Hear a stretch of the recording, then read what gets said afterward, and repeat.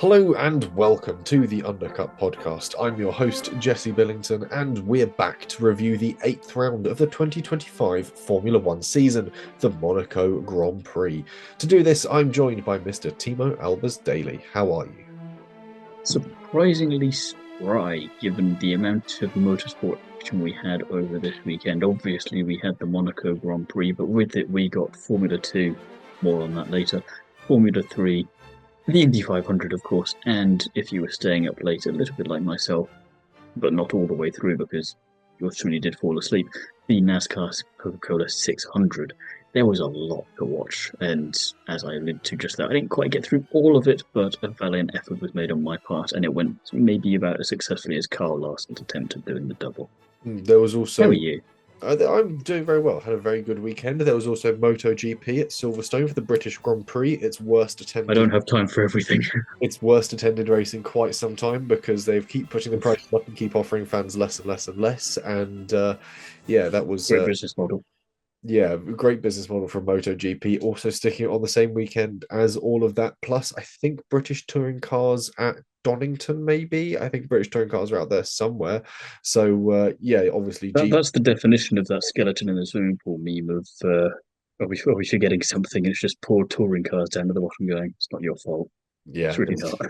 it's not your fault. You're up against like three of the biggest motorsport events in the world, then also MotoGP on top of that as well. So yeah, wild times. But anyway, we'll move on from that. We'll dive into a short bit of news, which has come out the back of the weekend, which is that Pirelli are shaking up tyre strategy again with plans to introduce non-consecutive compounds. So you could in the future see teams running a C6, a C4, and a C3 or similar. Basically, the idea is that you won't have three tire compounds that are next to each other on the grade range. They can be picked from all the way across it. The idea is that it will have greater tire deltas, promoting different strategies and greater on track pace differences that would surely lead to overtakes. We thought that would happen this weekend, and I'm sure we'll get to the discussion around that. But yeah, Yeah, it seems another way of attempting to not necessarily artificially, but artificially inject some spice into what was supposed to be, and correct me if I'm wrong, advertised as one of the closest F1 seasons in all of history. And if you're the top three, sure. If you're everyone else, less so. yeah, the championship, the way it's spread at the moment for Formula One drivers is interesting, let's say. Piastri and Norris now separated by 3 points for Verstappen, a decent margin back to them. And then it's a bit of a gap till you get to Russell, the Ferraris, and then you sort of go past the second Mercedes, and then you get to a Williams of Alex Albon doing sort of still surprisingly well. And then it's just a bit of a jumbled field behind that. But yeah, it's closeness on track. Yeah, you might be close, but around Monaco, you can't necessarily overtake. But again, we'll get to that. Close in many places doesn't mean you're getting past them, as Murray Walker always said, in a slightly Yes. better way, because of course it's Murray Walker and he'd do a better job than all of us at that. Yeah, the speed differential that you need to overtake at some circuits is close to nearly a second a lap, and regardless of your tire compound, that's a big ask. Anyway, the other more gloomy, slightly ominous, evil news is that Mohammed Ben Sulayem has officially announced his run for a second FIA presidency. Boo. I think this is a good time to suggest that at some point between now and the election, you'll probably do a podcast on him.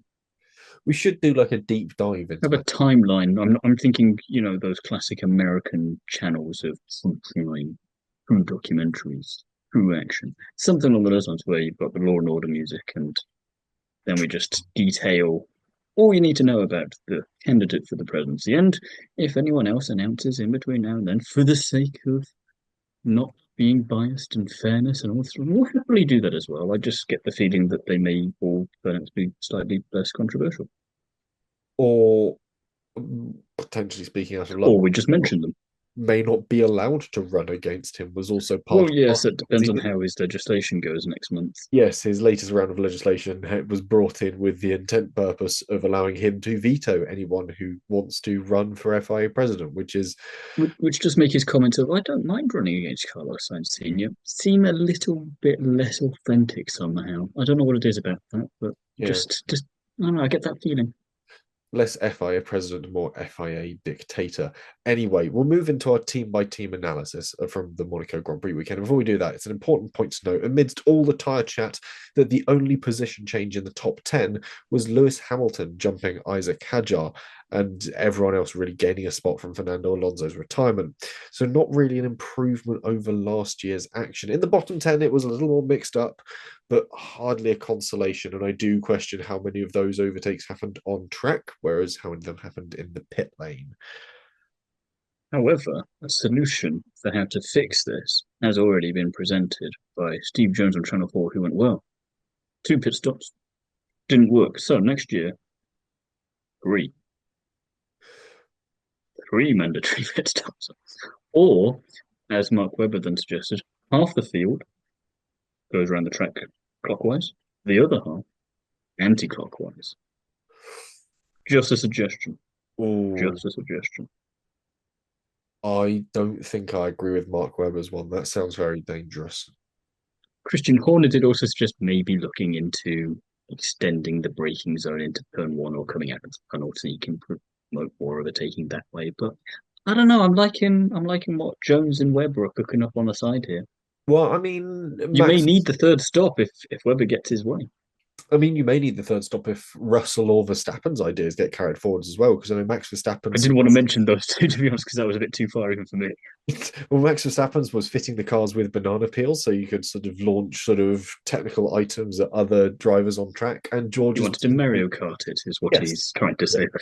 yeah, and George, his plan was every driver has a button fitted to the steering wheel that allows them to turn on sprinklers around the circuit, and therefore, He's uh, been talking to Bernie Eccleston again. yes, yeah, he's been going back through the Bernie Eccleston book of how to make Formula One exciting, and has come up with that good old nugget of information. And I don't know, I think they're all as daft as each other, but they all work to the same end, which is to say, I no, mean, maybe just maybe, and again, I know it's a radical idea, but maybe just make smaller cars.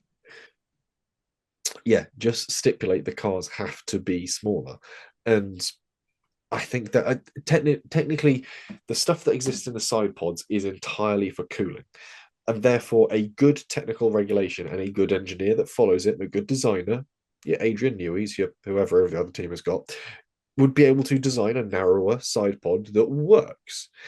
And then obviously you bring in your suspension front and rear that makes your car crucially narrower. Also, one of the important things is making the cars shorter as well, because it's all right being narrow enough to go side by side, but you need a huge distance to overtake if you're long. Think about how long it takes a lorry to overtake versus the distance a car. Yes, we don't want to switch it from being too fat to too tall, essentially, and we Yes. can't actually get around corners now.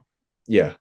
So obviously It's the kind of cars, like the bendy buses, but without the bend in them, yeah, the cars need to be and you shorter, just split. but crucially narrower as well. And yes, 2026's regulations are coming along and the cars are narrower by 10 centimeters. We're talking that's Yeah, not much at all in the grand scheme of things. That's about the width of your hand span if you're a grown man.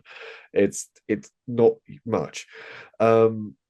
And again, and the size of these cars, taking 10 centimeters out of them is small fry. It's like saying, oh, I took a thousandth off my lap time. Congratulations. But if you're taking a tenth off, I'd be impressed, but you haven't.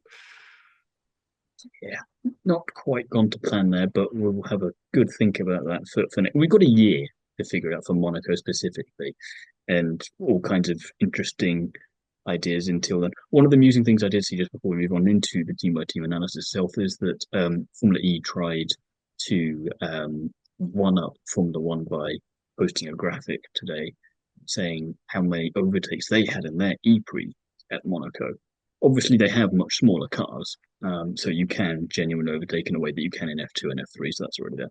But unlike F2 and F3, they have much more in the way of artificial aids to promote overtaking in the fan boost. I can't remember what it's called. The attack modes. That's the one. And they've now introduced this season pit stop option where you can go in and recharge to give yourself more energy to try and get an advantage over your competitors, which to me says we don't have enough action here, so we're going to try and manufacture more of it in a non-natural but naturally looking sort of a way. And it kind of makes you look at the graphic they post and go, feel like there needs to be an asterisk there. So it's not quite as natural as you claim that to be.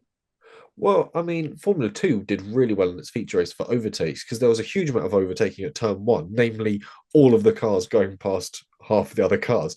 But it was, I say it so often that I'm surprised not more stuff happens. And then in two back-to-back races, support races for Formula One, pretty much in the same location, you get a massive pile up, and you go, "That's more like it."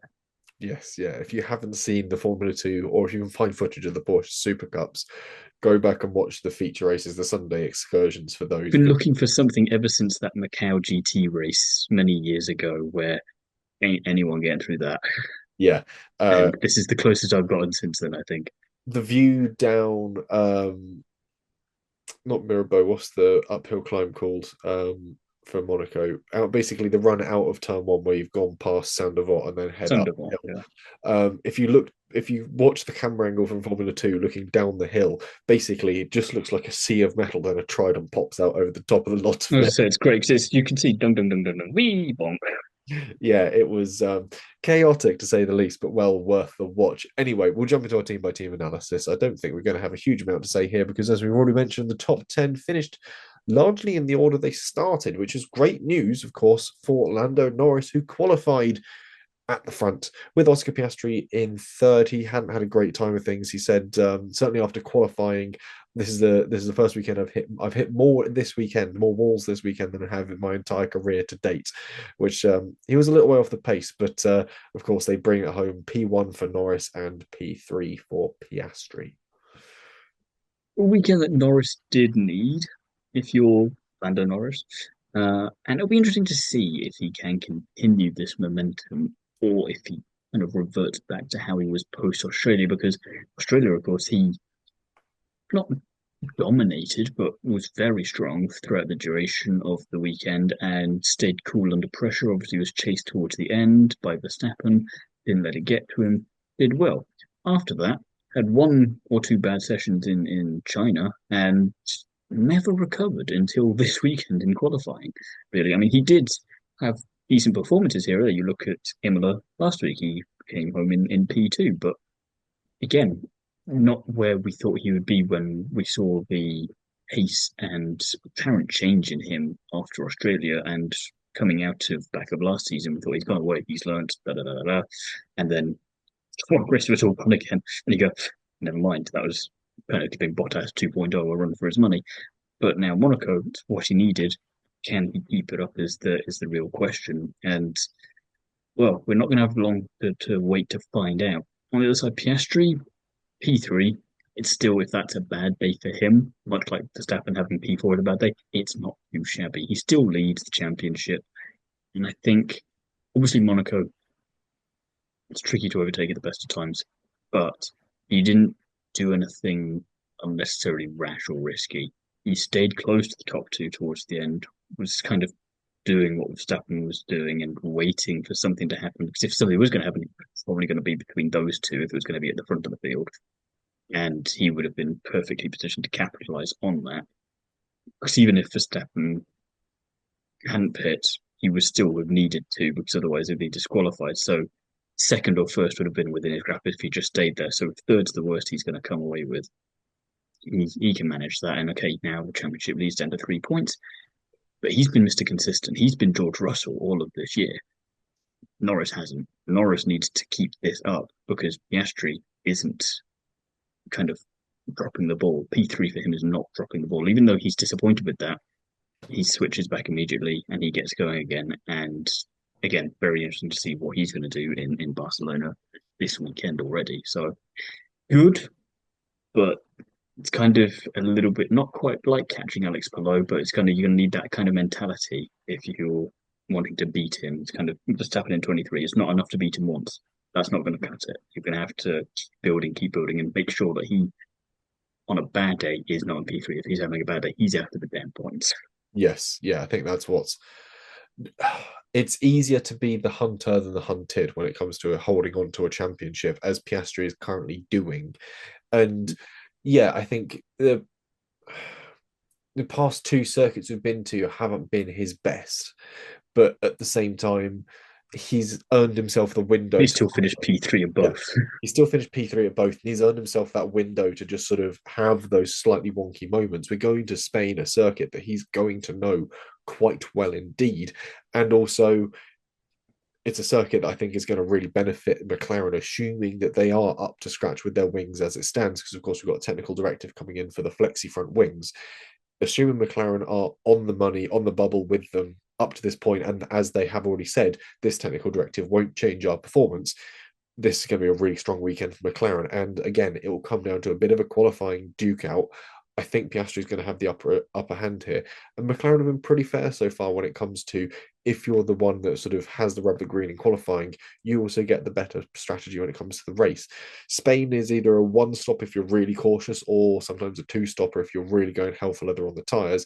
If Pirelli bring along another soft set of tyres, this could be a two stopper where all of a sudden that strategy plays into hands. So all of a sudden, Piastri possibly being able to really sort of up his qualifying game might have the advantage. But all in for Monaco, this is another sound weekend for McLaren. Their level of operation, the cleanliness of what they did, the fact that there was no fuss, their communication with their drivers was clear, the plan they had was obviously well metered. They're back to operating at the top of their game, and it's exactly what we want to see for a fun championship, and an interesting one that shows exactly what this team can do when it's operating at 100%. It might be a bit dull if McLaren is constantly leading, but the pressure of a team to maintain 100% a very, very long season is going to be very interesting indeed. And I think this is a weekend that shows even when the dice is thrown against them, they can still really punch where they're supposed to be punching and throw those blows. So it's a good weekend for McLaren. Meanwhile, when it comes to Mercedes, yeah. Russell qualified 14th. Antonelli qualified 15th. Antonelli suffering all the way through the weekend, really. And Russell just never really getting a run in that was good enough for the times. Ultimately, yeah, what happened to Russell as well? Did he suffered an engine failure, wasn't it, during qualifying, where he was pushed out of the tunnel and into sort of the lay-by at the exit of Nouvelle Chicane. Antonelli would go on to finish 18th, and Russell, despite his antics on track, would finish P11. The one saving grace for Antonelli is that he did have an excellent re-overtake on Bortoleto early doors and was not having any of that. And obviously Bortoleto didn't quite see him end up in the barriers, but you can't actually blame Antonelli for that because there was enough space. He was alongside him and he overtook in Monaco. So that may have been the one overtake that actually happened on track that we properly saw that wasn't done in the pit. Um, Actually, two, if you think about it, with Bortoleto obviously getting past him in the first place. Um, Russell, you can't really blame him for getting frustrated and doing what he did because I'd rather take the penalty myself and get away from Albon when he's driving that slow and potentially dangerously than stay behind him, you know. But you talk about Williams later because it's also not entirely their fault. It's just they played the hand that was dealt to them. I think, though, like you say, from Antonelli's crash in FP2 to Russell's car just dying on him in qualifying, and then the Grand Prix itself, it was a weekend to forget for the team overall. The Mercedes PU issues will be something to keep an eye on, especially with what happened to Fernando Alonso and obviously what happened to Antonelli last week in Imola. I think that was a water cooler issue or water leak, but at the same time, internal issues that haven't been present so far this season. And in a long old season, turning up maybe a bit sooner than anyone would want if they're going to have to turn up at some point. So they'll be quite glad it's header in some respects because it means they can just brush this off and get it out of the way. Spain is also a historically successful track for them, but also not a guarantee of anything either. So it'll be very interesting to see how that pans out. And either way, they'll be glad to have a couple of weeks break before they head to Canada after that. Yeah, Spain, a big power circuit as well, so not the worst weekend to maybe take a new power unit. And also, we mentioned Mercedes power unit reliability. Obviously, Fernando Alonso retiring from the Grand Prix running a Mercedes power unit. So, yeah, questions loom over quite what's going on there. Obviously, the Aston Martin may be running a slightly different cooling package that could be putting different stress loads on that engine and gearbox configuration. But yeah, there are questions arising over whether or not Mercedes can hang on to this at the top of the timing sheets at the moment. And obviously, where they stand at the moment, they have 147 points combined. Worth pointing out that for good measure, Norris is on 158 and Piastri is on 156. So both of them outstripping Mercedes. Um, yeah, Mercedes 147 points, Red Bull 143, and Ferrari 142. That fight for second place in the constructors has gotten a lot hotter over the past few weekends as Mercedes have faltered and Ferrari have just sort of found this constant but just manageable form, and Red Bull have just sort of weaved somewhere between the two of them, and it's going to be very interesting indeed. Yeah, post race, George made some good points. The two stops were never going to be the trick, and a bum qualifying session pretty much ruled them out. Antonelli finished the race 3 laps down. The last driver to finish that far off was Mazepin back at the 2021 Mexican Grand Prix, which is an interesting one to make a note of. I think I've Something to make a note of, but the immediate thought that came into my head was the line from Chamber of Secrets of Hermione Granger going, well, at least no one on the Gryffindor team had to buy their way in. They got in on pure talent. Yeah, that is true. I think with the Antonelli Bortoletto incident, I think it's.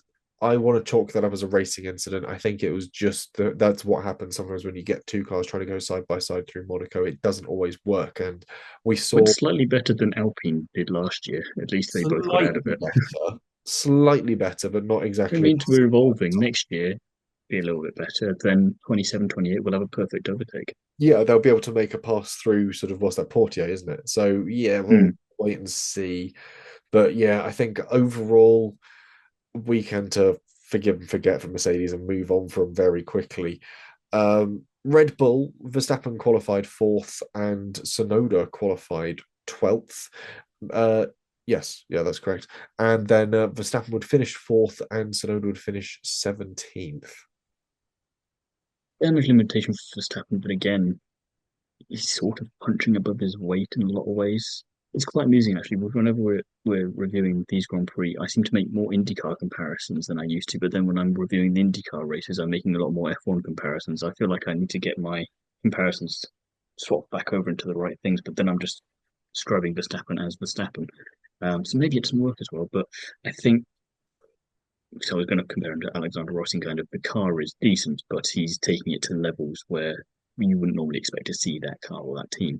Verstappen's doing the same thing here, and he thought not too bad. He did what he could do. Obviously, the one time there isn't a bit of chaos in Monaco is the one time he risks it to do it. So, a bit like Bundle said on the commentary, though, if he stays out, he's fourth. If he pits now, he's fourth. If he pits later, he's fourth. He doesn't really have anything to lose by doing this, so why not do it? Yeah. Um, poor qualifying from Yuki. And then obviously, like I say, Monaco not being chaotic essentially buggered him. But he also doesn't make much progress either, like many others, admittedly.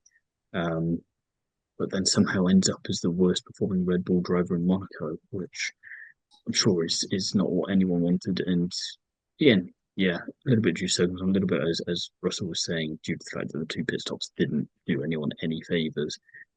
Um, and even in hindsight, you're trying to see, or maybe they could have done something different to try and outfox everyone else, kind of get out of that DRS train. But I think it's a little bit like the old Frankie Boyle joke of no left turn, no right turn, no front, no back, no up, no down. Just stay where you are and don't move. That is all you can have available to you. You're not going anywhere. And if you're not qualifying well, you're screwed. And well, that was kind of Snowden's weekend summed up, really.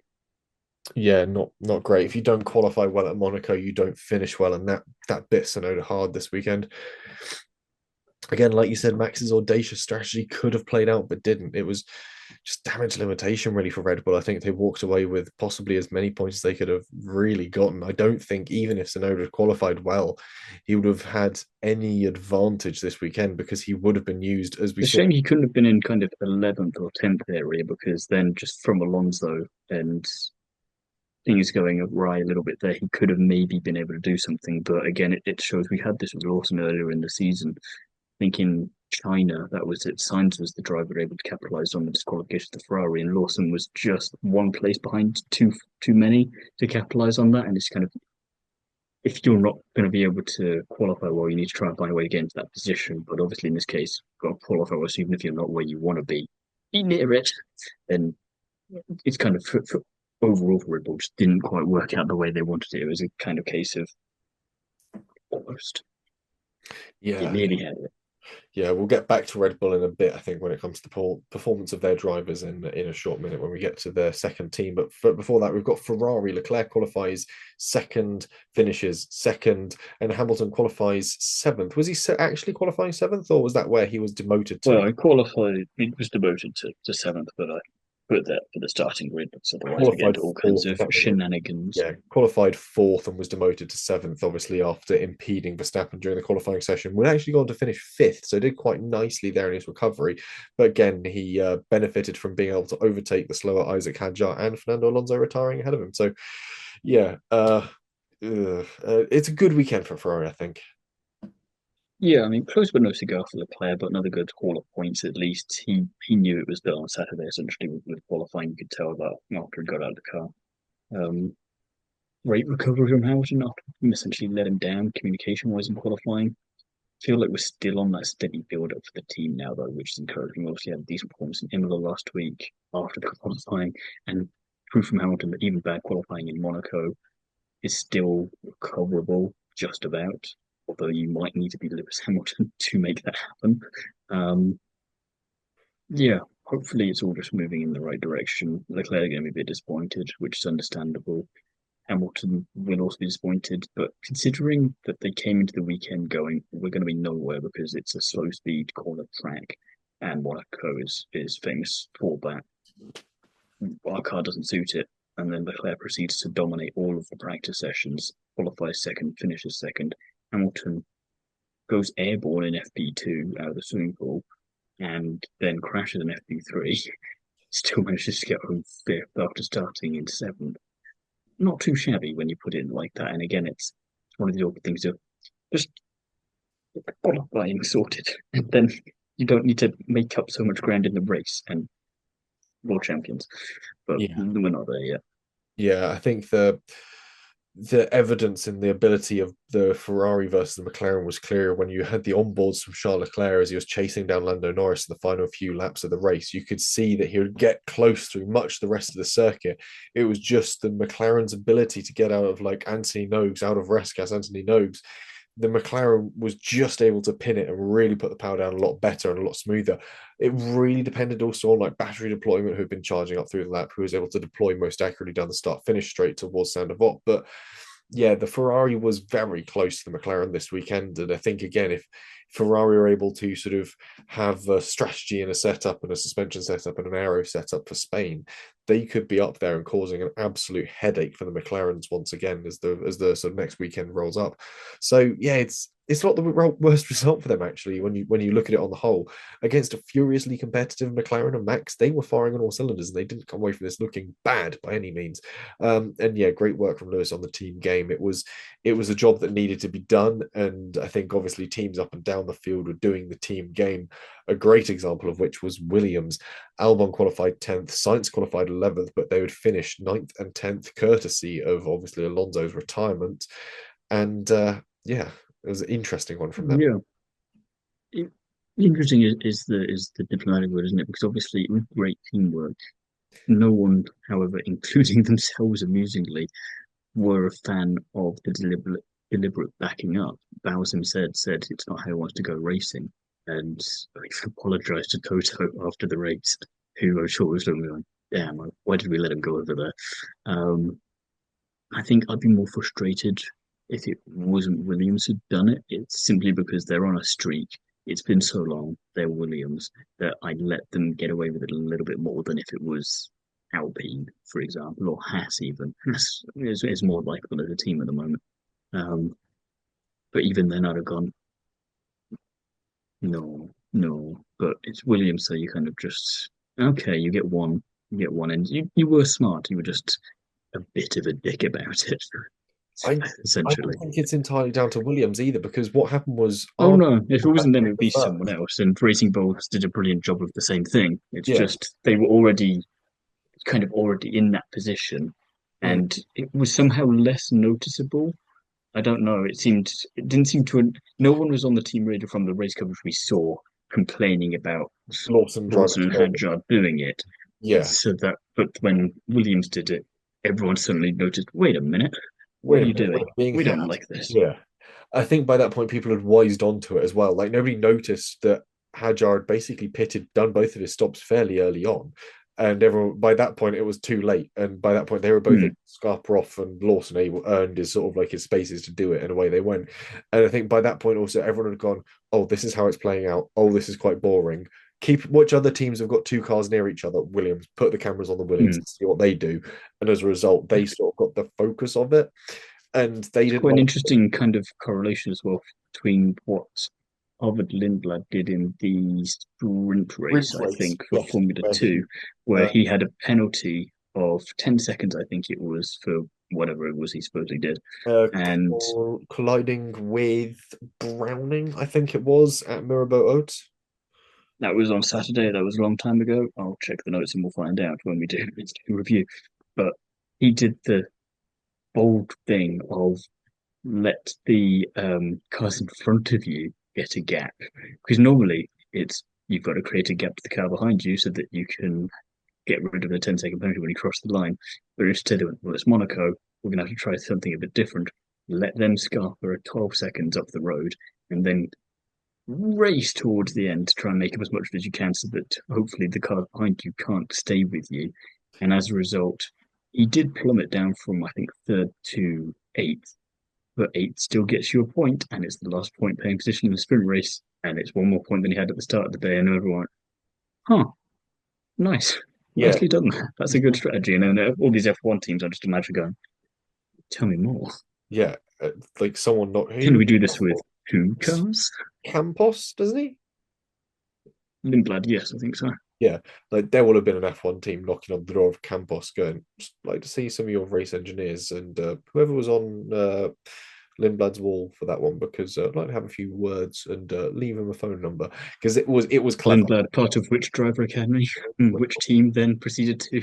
Yeah, it was really impressive watching Lindblad do that. And again, it was that forward thinking of basically this is how you have to operate in Monaco. It's not sportsmanlike, it's not normal, but it's what the circuit and the circumstance foist upon you. And Williams did that well. They did it well. They didn't want to do it, but it's you play the hand you're dealt, and unfortunately, you've got two cars near each other. That's what you do, and both drivers did it really nicely. I think Carlos Sainz has gotten to grips a bit with the team, the way it works, because there's a brilliant radio message from him saying, "Look, whatever happens, Albon Yeah, will finish he's P9." still trying to be signs a little bit though in terms of I want to do this my way, and then they just made him do it a lot earlier because like, no, we're not going to fall for the trick of if something does happen, you just happen to get ahead of Albon and get more points. No, Carlos, get back in your box. We're still making the strategy here. We're not Ferrari where you get to run it yourself. Yeah, there's sort of a six of one, half a dozen other, but there's clearly sort of a team understanding that's coming out of Hmm. Williams, which is nice to see. And Well, he again, still did it. He didn't put up a fight or yeah, anything like that. All he right, sort of fine, I'll do it. understood that he was lucky at this point to be in the points. It required essentially Hmm. Alonso retiring for him to even get a point. But it's a point that really stands him in a better stead Well, than again, it's like China. If he just needed to be near to the capitalize, points and to he was near enough to someone capitalize. wait for someone else to suffer. But yeah, this isn't how F1 should go racing. Um, Meanwhile, at Haas, Ocon qualified seventh, finished seventh. Behrman qualified 20th, finished 12th. So Behrman, on the face of it, having quite a good weekend, and Ocon also having a fairly good weekend. Yeah, Ocon just anonymous, but probably quite happy about it because he's like, no one's noticed up in P7. Excellent. I'm just going to stay here in my own business and get on with things. And a bit like his P5 earlier in the season, you go, hang on a minute, Ocon finished in where? How do you manage that? Diggy beggar. And yeah, Behrman. I mean, it's a little bit like Mercedes were saying. It doesn't really matter to us if it's P11 or if it's P19. It's no points either way, so we'll just try stuff and see what happens. So good recovery, and you do wonder how the hell he got the P12, but at the same time, doesn't make too much difference. It just allows him to try out a few different things. He gets more experience around Monaco in an F1 car, and ultimately, it was all one big lesson to not make a rookie error in FP2 of overtaking under red flag conditions, which you probably didn't need to relearn that lesson. Um, but a good reminder that he really hope he doesn't now do it in Spain, but won't be doing it again anytime soon. Yeah. there is. I don't want to try and argue against the FIA because of what I think Mohammed Ben Salam will do to me if he finds out. But Start obviously, recording from an undisclosed location, which quite clearly isn't your house. yes, this is actually just like one of those digital backdrops that looks like where I usually record. I was thinking more the Mission Impossible thing of just knock it all down. It's all just very Yeah, thin walls in a secretly, studio somewhere. I'm actually at a studio in Porton Down. But no, where was I going? That yeah, Behrman's red flag incident was a strange one because he's come flying out of the swimming pool sector. There's a Williams going very slowly ahead of him, waiting to go into the pits anyway. The Williams is under blue flags prior to that point, waiting for Behrman to come past. So the Williams is going unnaturally slowly, short of absolutely standing on the brakes, locking up, and just sort of trying to get the car to a dead stop. He's going past that Williams. I don't think there was a safe way for him to really shed speed and not go past that. Lloyd, you said safe there because I was about to recommend he did what Mick Schumacher did at the swimming pool. That would have slowed him right down. Yeah, chuck it into the wall, which would have been even worse. But He wouldn't have got a penalty. he wouldn't have got a penalty, but also his car would have been in pieces. So it's just such a baffling thing that the fact that the stewards went, no, we're not going to take any sort of circumstance around that. We're not going to look at how the car you overtook was driving, which is to say, incredibly slow. It was a 10-place penalty he got, right? Yeah, Interestingly, because the driver in question that caused the pile-up on the Saint-Devoux motorway on the F2 feature race also received a 10-place grid penalty for wiping out half the field. Doesn't quite seem fair. yeah. Are you implying by any chance that the stewards in the FIA might not know all the time what they're doing and are not terribly consistent? Would you be suggesting that at all? No, I'm not suggesting that at all. In fact, I'm suggesting something else and equally malicious. What I'm suggesting is that Ah, off the back of Imola, Ollie Behrman made some I'm not unsavory, but strongly worded comments and thoughts about stewarding in the FIA off the back of the Imola weekend. And my theory is that maybe they sort of went, "Oh, you really want to say that to us?" And sort of they backhanded him with the sort of strongest thing they could possibly it, let it, fly. it was a little bit similar to Russell's team radio going, I'll take the penalty, knowing most of the time it would be a 5 or 10-second penalty. Yeah. And then they go, oh, you want a penalty? Oh, you No, want to we'll play give that you a game? penalty. All right, then. Drive through. Drive through. Yeah. So, Bugger. yeah, I think there was a bit of that sort of impotent Beach Boys flexing their muscles from the stewards in the FIA this weekend, just sort of going, go on then, try it, and we'll just sort of slap you back with a glove. And Go, all right, we will, because like Russell, it's the principle. I don't really care what yeah, you do. It's more what I'm arguing in general. in general, and also Russell being GPDA chairman is going to be well armed now when they next meet to discuss things, which I wouldn't be surprised if it's very soon. Hope he And grows a moustache for the occasion so he can twiddle and go, hmm. sit there just sort of you raise an or suddenly start smoking a pipe so you can sort of innocuously sort of tap it out just between I could picture him in some tweed doing that. I suspect he wears a lot of tweed, either linen or tweed, but anyway, Well, I was going to say one more small tangent on Russell before we get to Aston Martin, because I think the fact that we got to Mercedes so quickly in Haas shows that there's not much else to talk about there, is that he is considering a 12-month calendar of just tastefully taking photos of him in various topless positions. is he? Mm. Oh, well, if So that that might cheer you up. yeah, that sort of does. Which is odd considering Bottas isn't allowed to do his nude ones, but if George Russell's allowed to do Well, he some, says he wouldn't go that far, but start with the top and see how that goes. anyway, moving on from Haas and George Russell's potential calendar to Aston Martin. Alonso qualified sixth and didn't finish after his car gave up the ghost, and Stroll qualified 19th. And again, sort of like I said, that back end of the field was a bit strange. He finished 15th. Alonso needs to have some kind of voodoo intervention at this point, because what does he have to do to score points this year? It's his worst start since his second stint at McLaren, and obviously that was not a good period of his career. And that's saying something. Stroll still being a plonk. Not He's not the only driver that could have another driver drive into him, and he's the one that gets a penalty for it. It's such Yeah, a droll thing to have done. very Stroll thing to have done. He earned a one place grid drop for that. However, I will level your words against those words of Adrian Newey, who says that Lance Stroll is a driver who has been a recipient of a lot of unfair criticism over the years. And look, Which I will say, how much is Adrian Newey getting paid? What's that? Oh yes, a shit ton. By who? Was it? Is it Lance's dad? Yes, it's Lance's dad. I can't imagine why he'd suddenly be saying all these things. yes, yes, What yes. on earth? No, yeah, Adrian Newey being paid like a squillion pounds a second by Lance Stroll's dad. Yes, yes, yes. Literal bags of money. Yes. Um, I think there is some argument. I like the idea, by the way, that in the contract, Eddie Jordan stipulated that he receives payments for his work for Aston Martin by meeting with clandestine-looking shady figures all around the globe. So then someone hands him a literal cloth bag with a dollar sign on it one time, and he meets someone else with a briefcase full of money another time, and it's all these kind of things just to add a bit of comedic value to Adrian's life. Yeah, it's an odd one. But he did make a good point when he said, look, if you look at how Lance was able to perform in like tolerable cars against the likes In of Formula Three. no, against we don't talk about his Formula 3 where he had an unfair advantage because they made, I think it was illegal parts for his car then. Um, You were only bitter about that because you beat Giovinazzi. maybe. Um, But if you look at how Lance Stroll performed against Sergio Perez, against Sebastian Vettel, against Fernando Alonso in equal machinery around most circuits, he was there or thereabouts on pace. So it's just one of those things. He is very accident prone, however, which does lead to a certain sort of story And to and follow. if his grandmother had wheels, she'd have been a bicycle. You Yes, know, yes, yes. All the ifs, ands, or buts.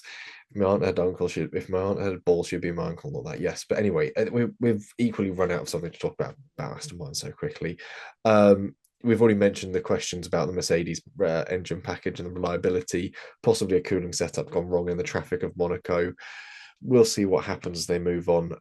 Bit of an outlier of a race. Racing Bulls, however, something interesting here. Hadjar qualified fifth, finished sixth. Lawson qualified ninth, finished eighth.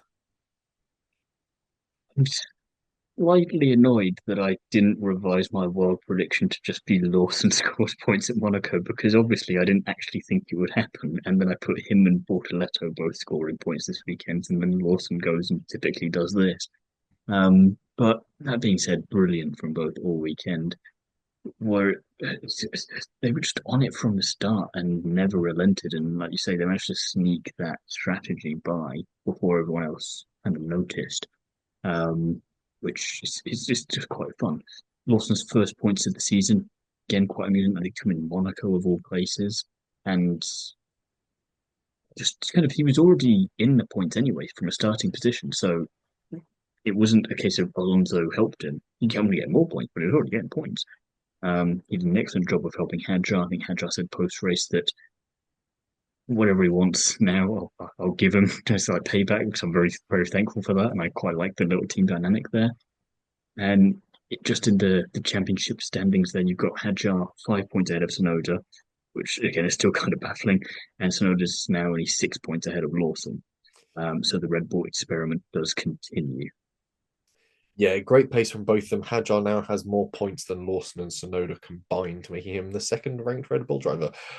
Incredible pace and a Please great. don't put him in that seat, though, Red Bull. Just Yeah, leave him. don't do it. Just leave him to learn. We went over this last time. He'll be fine. But yeah, incredible pace from Sonoda, from Lawson. No, from Hadjar. Hadjar. Got Option them names. three. I was running out of Red Bull names there. Incredible pace from him, and again to be able to sort of rebuild his spirit, his momentum, his focus after that shunt as well early on is pretty good going. And Red Bull are now 4 points off of Haas and are clear of Aston Martin when it comes to constructors as well. So Racing Bulls, not Red racing Bull. bulls even. Red Bull are definitely more than 4 points ahead. Yeah, we should have actually moved these guys ahead in the order. We forgot to do that because there has, of course, been that change in the standings. But anyway, we'll remember to do that for next time, unless they move back down. Aston Martin has a surprisingly strong weekend, but we'll wait. Alonso. In Spain, Could be his first win. Come on. It's gonna his, happen. his first win since when, Thiemo? Well, it's his rookie win, so it doesn't matter. Oh yeah, I forget he's We like don't need to focus on 2013. the eternal rookie. But yeah, so good weekend for Racing Bulls, and again they made the most of a weird weekend and were able to appropriately strategize their way through that. Alpine, however, Gasly qualified 17th, Colapinto qualified 18th. Gasly would DNF after ploughing into the back of Sonoda. Meanwhile, Colapinto finished 13th. Unfortunately for Gasly, sort of a little bit similar incident-wise for me of Stroll and Leclerc with Tsunoda and Gasly. It just seemed a little bit um, amused that Tsunoda didn't get a penalty or a reprimand for that Gasly did, and then Gasly somehow, of all the things to get a penalty for, didn't get a penalty for driving the shipwreck car around Monaco when the rules clearly stipulate pull over, you maniac. Especially when he Um, had a perfect point to pull over, which is just yeah, so, go yeah, straight off. couple of good points. I mean, Alonso demonstrated perfectly the second of those. Um, as for Colapinto, Flavio Briatore, I said to you last week, had told him that in order to succeed and to keep his seat, he needs to score points. He needs to not crash. And the third one that I couldn't remember last week was drive fast. Qualifying 18th is not driving. Well, he didn't crash, but he also didn't score points, Or didn't drive. drive fast. Hmm. So it's 2 for 2 in 2 weekends. 3 for 3, really. I mean, he kind of drove fast, I guess, because F1 driving you would do. So kind of maybe a mute point from Flavio. Unusual for him, I know, the man that usually makes perfect sense. But yeah, that again, that experiment is again going about as well as we thought it would go. I mean, we went over all of this previously about why it's such a silly idea to put in 5 races and for it to be these 5 races anyway. But yeah, dare I say it, we may know more than Flavio Briatore. There is a very real chance of that. Yeah, I think Gasly's crash was a bit of a clumsy one from on both parts for sort of the collision in the first place and the sort of survival of it.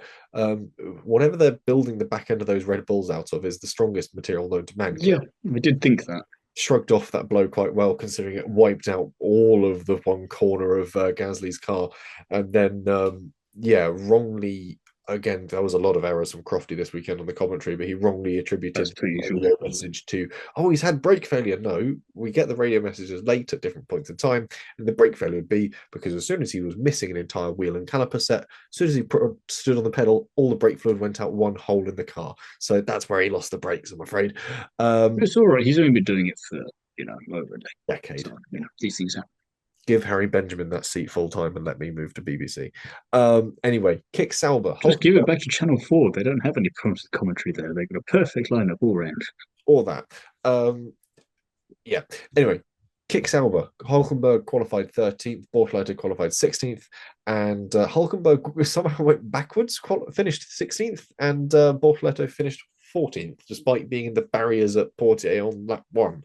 I did think initially when Bortoleto did go into barriers, damn, my wild prediction not coming true, but then I thought, this is the kind of time that he would then somehow end up in the points. And the fact that he still was somehow able to end up ahead of Hulkenberg by the end of the Grand Prix shows I wasn't terribly far away from kind of being on the right lines there. I just needed a bit more chaos, which obviously Monaco let me down and many of the drivers down in that respect and gave us the wrong kind of chaos. Yeah, the sentiment was there. The realization of it was a little awry. But anyway, it's yeah, I don't really have anything to add. It was a pants weekend from Yeah. Sauber, and I don't think they ever really expected to get anything from this apart from some nice pictures.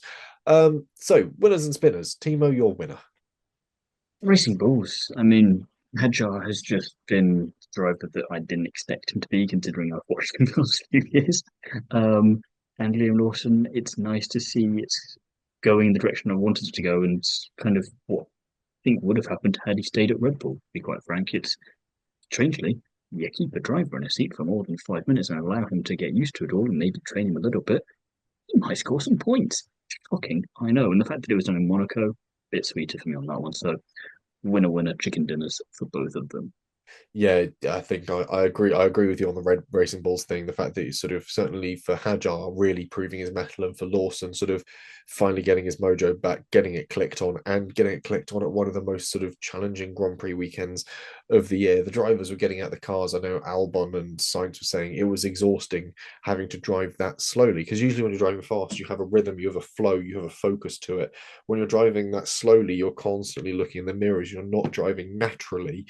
and as a result, it's sort of figuratively more mentally exhausting. And yeah, for Lawson to have it all pieced together to come out on top this weekend was really nice work from him. I want to give this a similar credit to Williams for again making that strange strategy work and having both their drivers in the right place at the right times. You've got to be able to capitalize on that. You've got to have two drivers that are close and are competitive and understand the team dynamic. And Williams have clearly got that baked in and settled down now, which is good to see. Meanwhile, Question: the two teams that managed to do that were a team of two rookies and then two experienced drivers. It's kind of you had yeah, a combination of that didn't really work out too well. and You weren't able to do anything with that. It was the two ends of the spectrum there, which I quite enjoyed. and when you look at the two teams, what do all of those drivers have in common?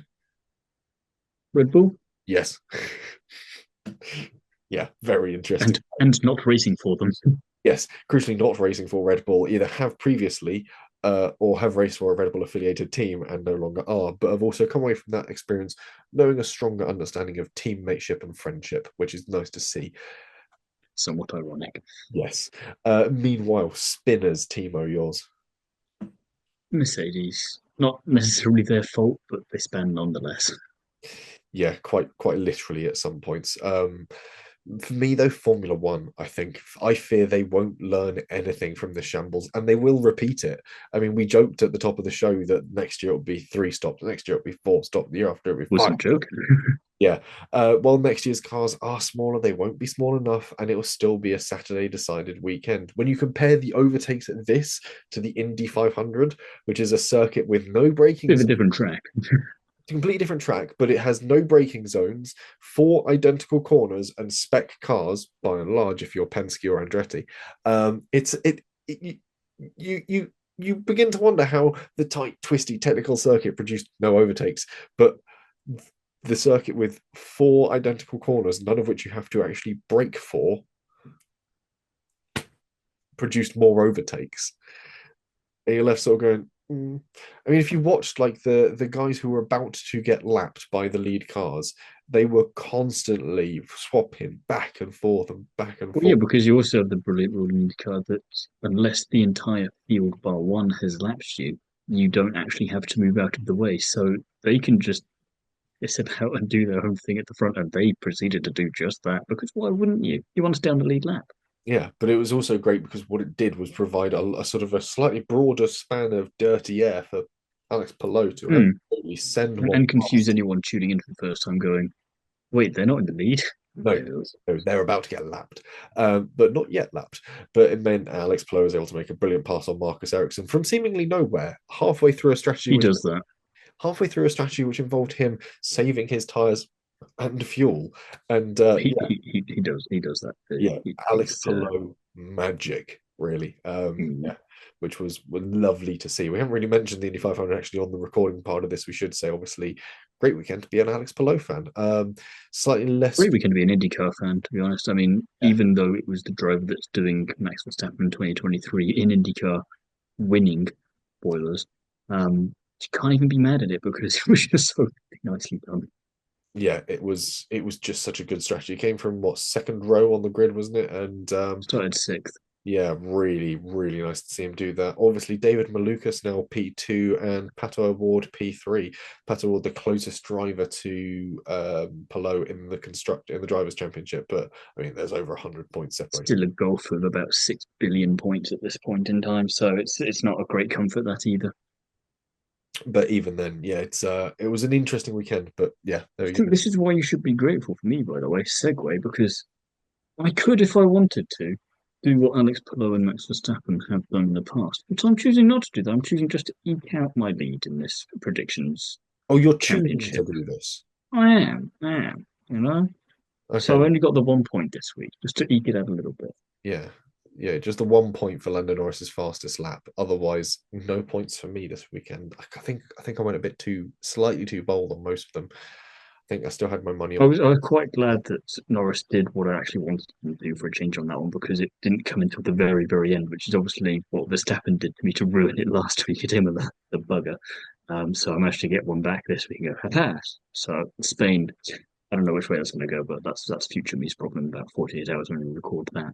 Yeah, at least this weekend, the turn finally tabled. Meanwhile, when it comes to fancy Formula One, for Monaco, F1 Main 3 scores 319 points, Forza Grande Roma 217, and Adash Racing 2, 207 points. On the curbs, P4, Can't Grow Moustache P16, Jaffa Cake Racing P20, and Kiwi Burner 63 with minus 42 points. Is that surely that's not the highest of my team? It is. Oh, it is for both of those. No, no, no, no, no, Both of those are accurate no, no, for no, the race. no, no, no. I refuse to. Yes, That cannot be true. Hang on, I need to get this to log. it is true. I How have I done that badly off the back of this? Who did I have? Oh, what? No, no, no, no. So that's all races. Monaco Grand Prix. Oh wow, yeah, wow. I really did do badly. No, Yeah, I did do as shit as I've been told I did. mixing pot. I did a triple on Lewis Hamilton, which was negated That by. was your best team. No, mixing pot was my second best team, but it was triple on Oh, Hamilton. Jessica. But it was negated by having both Gasly and Alonso. So yeah, Jaffa Cake Racing was Sonoda, Leclerc, Russell, Ocon, Albon, Haas, and Racing Bulls with 142 points, and hopeful heroes Antonelli, Norris, Albon, Behrman, Hadjar, Haas, Williams. That should have done better in my mind, but apparently it didn't. Didn't. But it didn't. Anyway, overall, where I've got to get back to my original notes now, Lando still leads 1,632 points. Carlos Williams Segan 1,520 points, and DT Class 1,469 points. Can't Grow a Moustache is in fifth, the Mixing Pot 17th, on the Cubs P23, and Kiwi Burners still at the bottom in 63rd. Yeah, wow, what a weekend. My girlfriend's team, Big Reach, still doing quite nicely in fourth. So I suppose that's something. Friend of the show, Still Catherine. amuses me much better than yours. Yeah, Catherine Bruce, friend of the show. Catherine's Curse in seventh. Just looking through for other names that we recognise. Yeah, Robert Percy, P64. Change the bloody inactive drivers out of your team, you silly, silly boy. Yeah, really didn't help this weekend because not only has he got Lawson and Doohan at the wrong teams, but also he had Gasly in there as well, earning him minus 20. So, yeah. Yeah, all those good points earned for him by Ocon, Bortoleto, Mercedes, and Racing Bulls totally negated. Anyway, that's all we've got time for on this episode of the Undercut Podcast. We'll be back later in the week for a preview of the Spanish Grand Prix. In the meantime, though, Thiemo, any more from you? You want even more Monaco from me? There is a Formula One Monaco weekend roundup over on the Paddock Chronicle. And if you want something non-F1 related, I've got a new episode of On the Curbs out with Rally Jamil driver Rana Haddad talking about her experience there representing Jordan. Oh, that's the country, not the Katie Price person. Or the former F1 team.